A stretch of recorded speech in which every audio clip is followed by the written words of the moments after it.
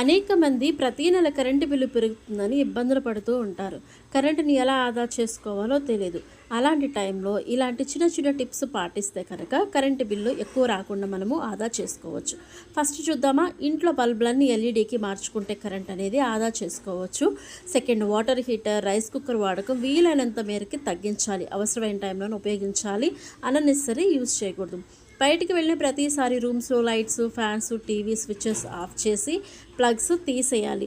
Plugs అలానే కనెక్షన్లో ఉంచినా కూడా ఛార్జ్ అనేది అవుతుంది. సో దానివల్ల కరెంటు బిల్ అనేది పెరుగుతుంది. Next, hair dryer, iron box వాడకం వల్ల కూడా కరెంటు బిల్లు ఎక్కువ వచ్చే ఛాన్స్ అనేది ఉంటుంది. వీటి వాడకం తగ్గించుకుంటే కూడా మంచిది. నెక్స్ట్, ఛార్జర్, ఆల్అవుట్ వంటి పరికరాలు వాడినప్పుడు సాకెట్ల నుంచి తీసి బటన్ ఆఫ్ చేసేయాలి. ఛార్జర్ అలానే ఉంచుతూ ఉంటారండి, సో అది కరెక్ట్ కాదు. నెక్స్ట్, ఫ్రిడ్జ్, ఏసీ వంటి పరికరాలను కూడా అప్పుడప్పుడు ఆఫ్ చేయాలి. సో ఈ వీడియో మీకు నచ్చితే తప్పకుండా ఛానల్ సబ్స్క్రైబ్ చేయండి.